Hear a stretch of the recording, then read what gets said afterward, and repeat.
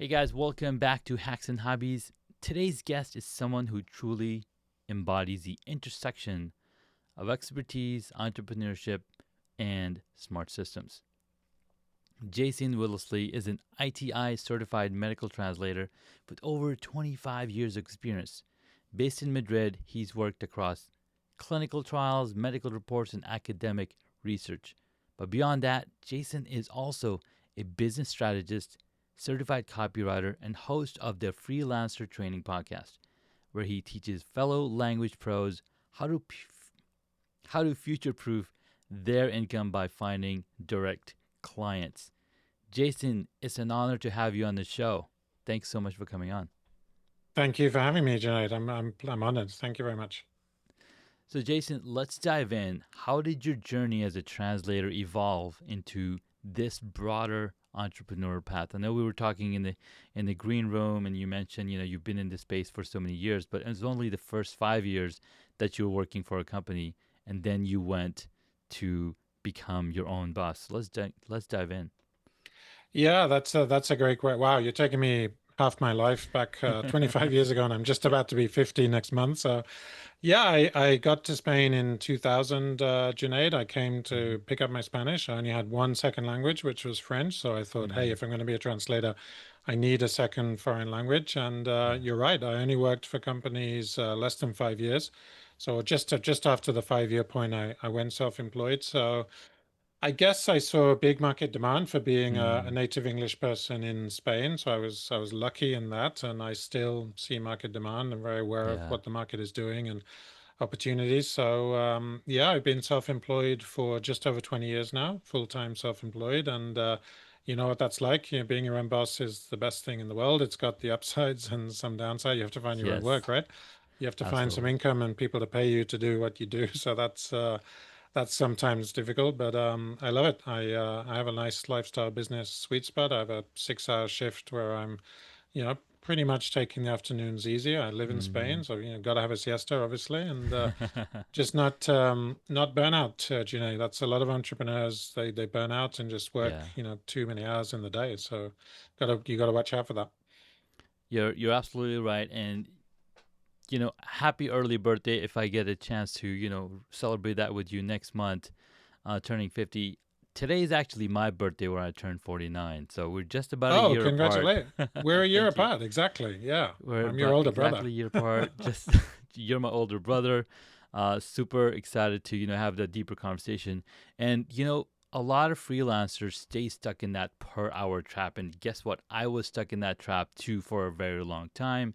Uh, Coming from a UX UI design uh, experience, graphic design, and that was like, hey, this is my rate, and you're going working for companies, and you're setting yourself in that trap. What was that tipping point for you when you decided to package your IP and build something that was scalable? Mm. Yeah, that's such a great question. So packaged IP is the way to get out of time for money working. So this time out, time in, time out, time in, and it's leveraged. I mean, it's not passive income, right? Because passive income implies there's no work. It's leveraged income. So there's work up front, setting up the products, and that's tough. You've got to work out what is the IP, what is the transformation, taking them from point A, which is the current reality, to point B, which is the desired reality. Yeah. And that's what I'm trying to do. I'm trying to get a product off the market. I mean, 3 years later, I've done a lot of one-to-one coaching, Junaid. So Mm-hmm. I've got a good handle on what people struggle with. I'd love to get into a one-to-many situation because that means divorcing my time from my value.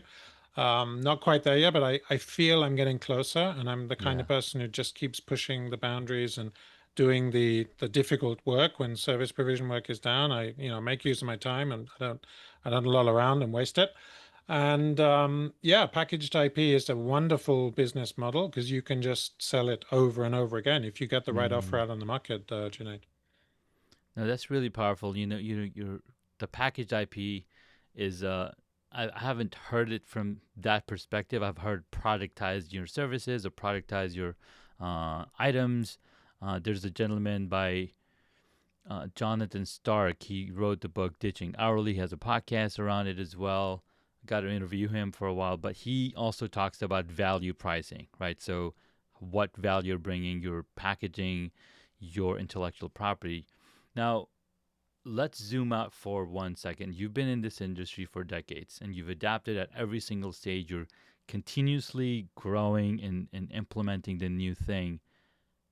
Now that you're teaching others, or how are you teaching others to do the same thing? Yeah, so I have a coaching package which is called How to Find More Direct Clients. It's the same as the title of the book behind me.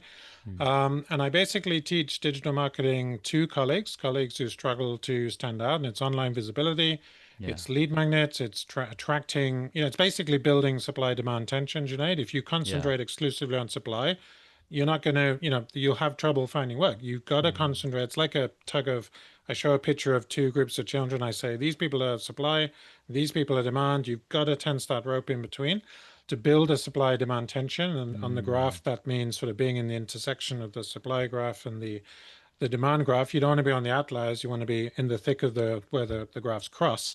Yeah. And someone who's very good at this is someone like Elon Musk. I mean, whether you love Elon or you hate him, he's very good at building demand. When he launches the Hmm. Tesla truck, he just puts a cardboard cutout and says, "I want to build this truck. Give me some money." When he has 1 million signatures, he's ready to Yeah. go and say, "Give me the money to build it." That's building, that's waitlist building demand and building buzz about around something it's not even built yet. So that's what Exactly. I kind of teach people to do wait lists and just, when I launch a podcast episode, hopefully one day you'll come on my show and I'll Amen. say, hey, I'm going to do this show with Junaid Ahmed. And then it's going to be launched in a week's time. And I'll just build a little bit of buzz around it and I'll get you to share it as well. And then hopefully we've got all these people waiting for Junaid and Jason to talk on air. And then Yes. it's just a different experience when we actually launch it than if I just launch it and say, hey, here's the conversation with Junaid. Yes, it. So it's all Right. about supply demand tension for me. I love that. You know, lately I've been consuming a lot of content around supply and demand, and I studied this back in ages ago in economics. What's supply and what's demand, and the more we see this with social media, there's so much supply of content, right? Yeah. The question is how much demand is out there, and with AI shaking up the creative field, including translation, there's even more content being put out. There's even more supply of things. So how do you know what are people demanding? So I want to hear what's your take on how freelancers can embrace these tools without becoming obsolete and without creating too much supply and understanding the demand of it as well.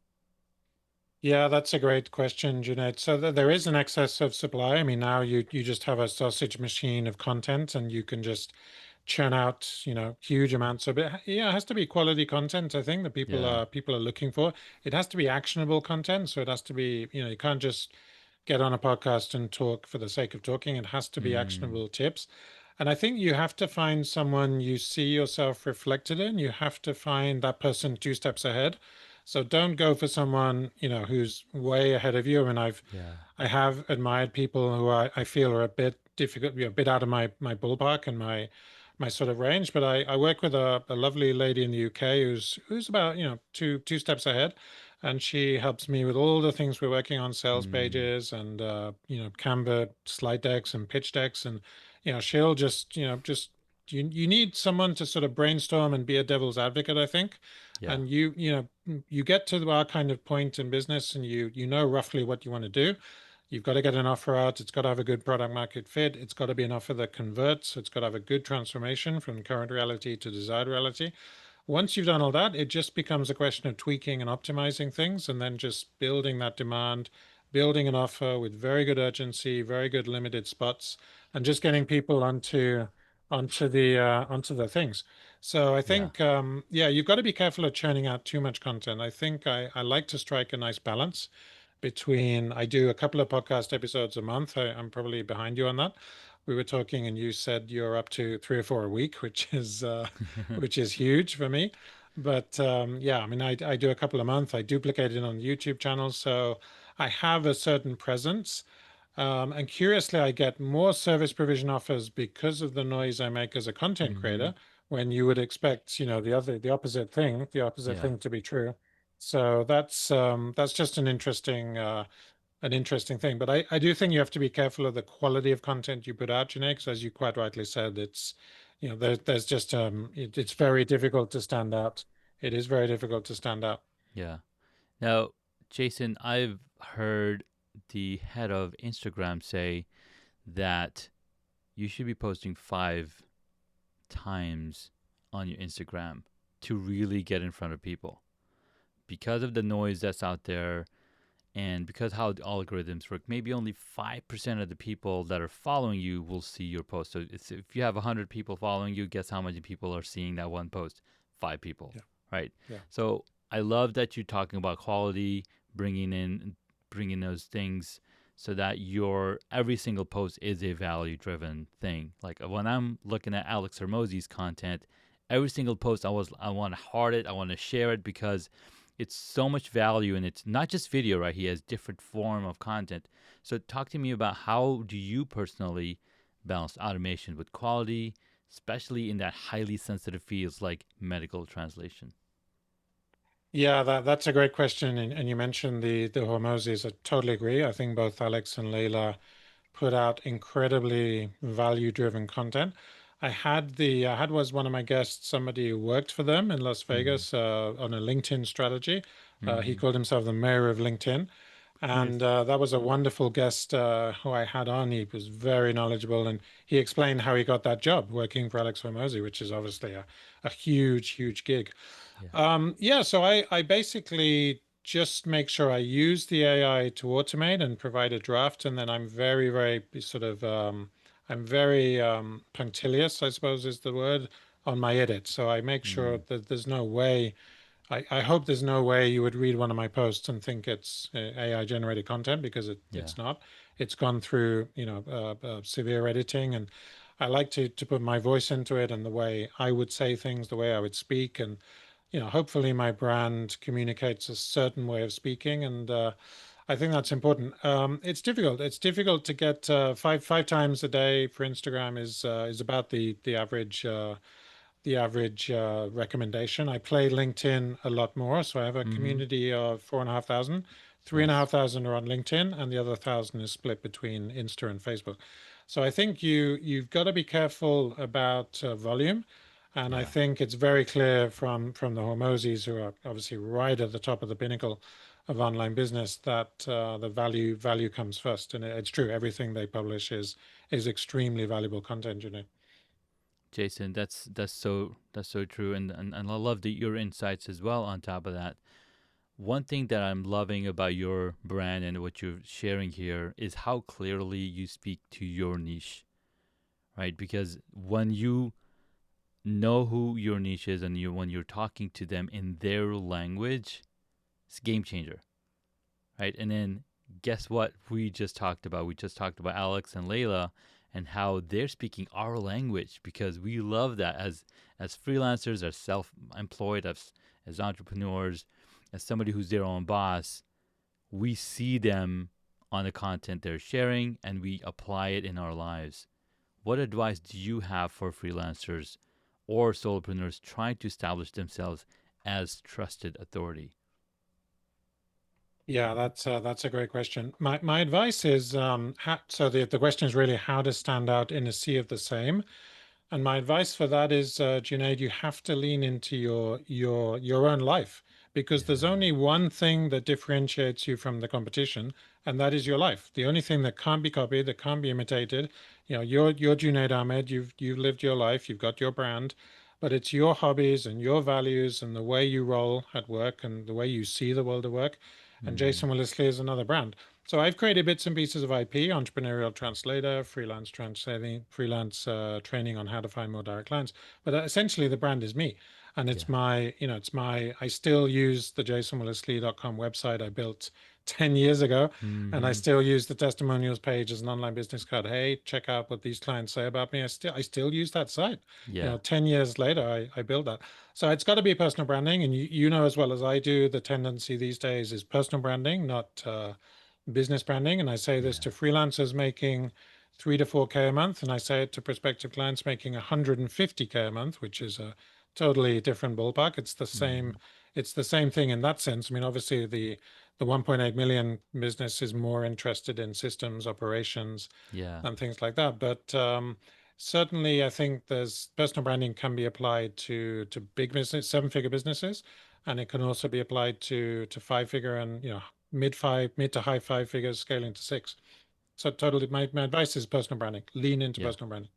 I love that, Jason, because even though these companies are massive and huge, the the foundational people that are behind these these companies are people, and people relate to people.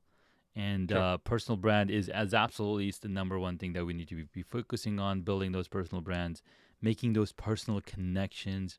Right? I talk about Lego and photography and filmmaking, Star Wars. Like these are some things that I love. Like those are my hobbies. EDC, everyday carry stuff, and that's some of the things that people relate to. I'm like, oh my god, I like to do what he likes to do. I love music. I've actually just released a whole album around Wow. Podmatch. It's kind of pretty amazing what I'm able to do based on what I know. But you're absolutely right. It's our personal brand that's going to get us in front of more and more people. So thank you, Jason, for the reminder and to reiterate that how important a personal brand is.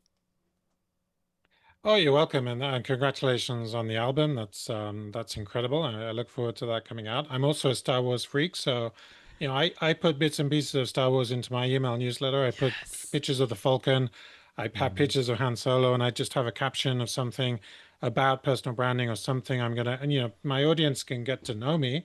Yeah. That I was born in 1975. That I grew up with these films. Okay, I was young for the first film, but Yeah. numbers two and three, I was totally there. Mm. And actually, I just heard on the news yesterday, Mark Hamill has said he's not doing the latest Star Wars. There was, talk of him doing it. He's ruled it out. He said, we need to make way for new people and new Yeah. stories, and that's a very respectful decision from someone who's, I think, nearly 70 or very very high 60s. Yeah. So these are people you and I grew up with. I mean, 1982, I think he had his child when filming Empire. So I'm a big Star Wars fan. Yeah. I love Back to the Future, which Pat also loves, and Yeah. he's got models of the DeLorean in his office, and I Yeah. really relate to all of that. So yeah, standalone personal branding, I think, is the way. Excuse me, is the way to get forward in business, and that is just something that makes you a market of one. It Yeah. creates a moat, and sort of you're in your castle working. And what you said about P2P relationships, I think selling all this talk of AI, Junaid, but I still go back and I say this in seminars in personal branding. I was in Poland giving a seminar a couple of weeks ago, and I Mm-hmm. said, I never make a sale unless I have a relationship with the customer. Yeah. It's P2P selling, it's H to H, person to person, human to human, call it what you like. You have to have a relationship. So all of this talk about AI is very archaic and superfluous if you Yeah. don't have a relationship. So I see no reason to be afraid of AI for my industry or Yeah. any industry, yours included. And it comes back to relationships between people. It absolutely does. Thank you, Jason. And you're right.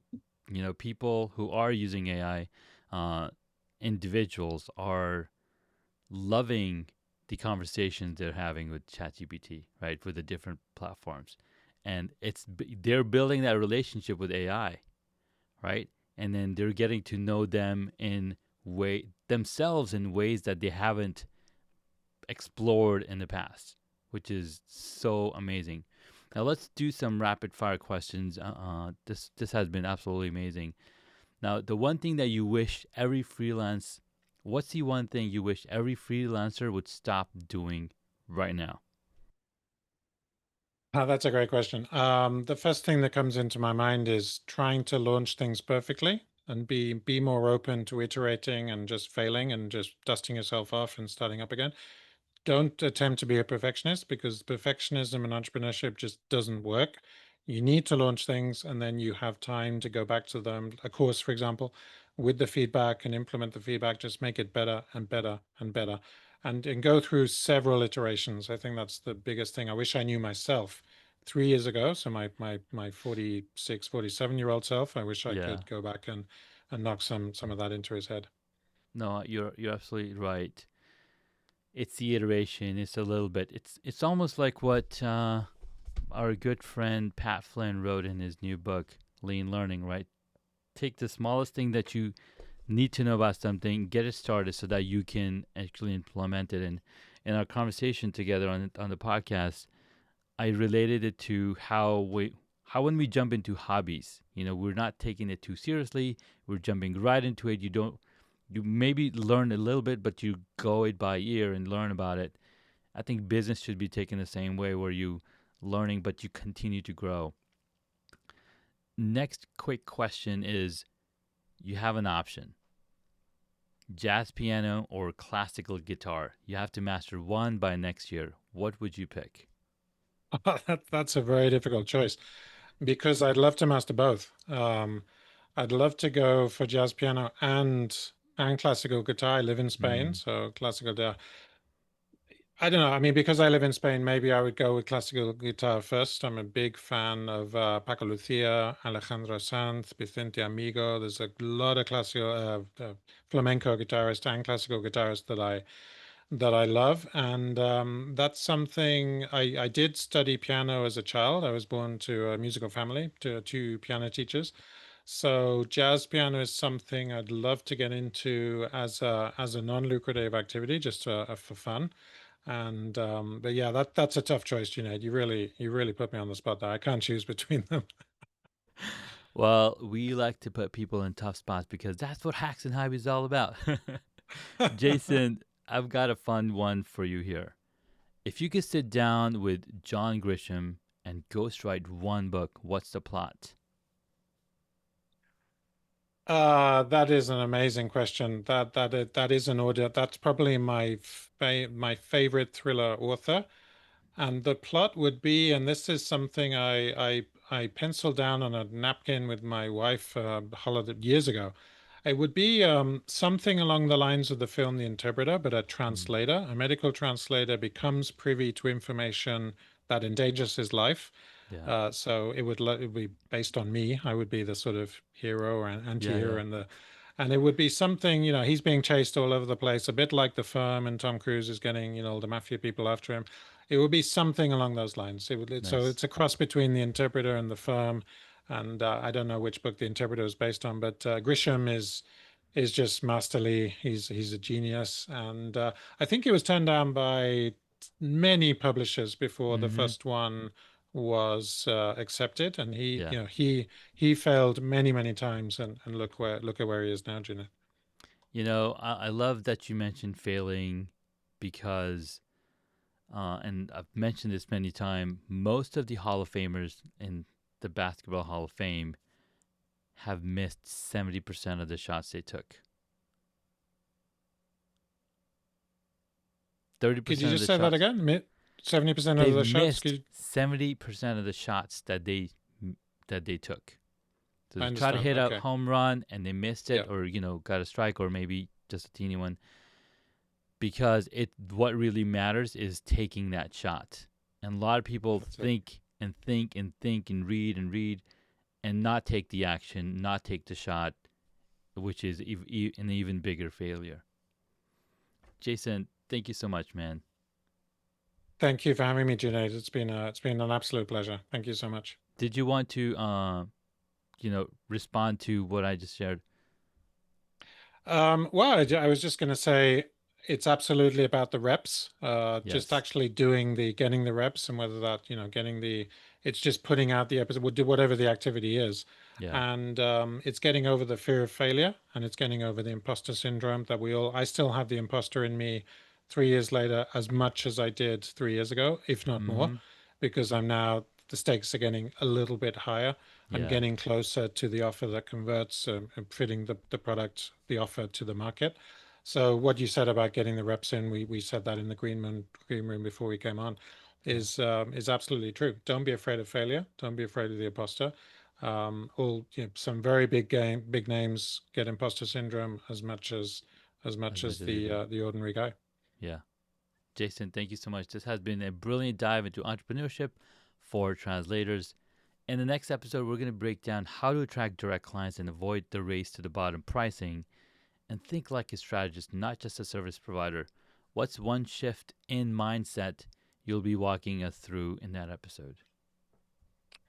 So I'm gonna as it's about pricing, I'm gonna talk about value-based pricing. So this is not running to the bottom of the barrel and just lowering your price. Don't compete on price, basically. Compete on value. So that means moving away from an hourly rate. And I think there's a story about a plumber who charged somebody $500 for a call out, and he was like, "Why is that so expensive? You just tapped it here, and it didn't take more than five Mm-hmm. minutes." And he said something like, "Yeah, but it took me years to work out exactly where to tap." Yeah. And there's that story about the value in his service provision and plumbers. Plumbers. Why don't plumbers get hit down on price and freelance translators do? Why is freelance translation, editing, copywriting, interpreting considered subject to haggling Mm, and service providers in the tradesman or tradeswoman space is not considered subject to haggling? yeah. So I think value-based pricing is the mindset shift. You have to know your value, Junaid. You have to know what you're worth. And somebody who's been in the market for decades should be and deserves to be at the upper end of the pricing spectrum. And I have pricing conversations very frequently. I have this week, just today Mm-hmm. and yesterday, we're discussing a rate, and these are service provider conversations. These are Yeah. time for money conversations. Yeah. So once you get into productized service or leveraged IP, which we discussed, you then there's sort of the world is your oyster type of thing. Yeah. And this is what I talk about in seminars. I introduce people to productized business, and I say, hey, I'm doing this, and this is the value I'm providing, and this is the money I can charge. And if I can do that one to many, then I'm onto a thing. Then I'm onto, quickly onto six figures, possibly scaling up higher. So I think if you have this price from time for money mindset, you need to kind of, and most service providers do, and we all sell our time for money. We both do, Yeah. but there is life outside of a time for money mindset, and if you can get into that value based pricing sort of methodology, then that introduces a new sort of it adds a string to your bow as an entrepreneur, Jeanette. I love it. Thank you so much, Jason. This was a fun conversation, and we'll see you guys in the next episode where Jason shares more on how to stop chasing clients and start attracting them. Guys, thank you so much for listening, and we'll catch you in the next episode for part 2.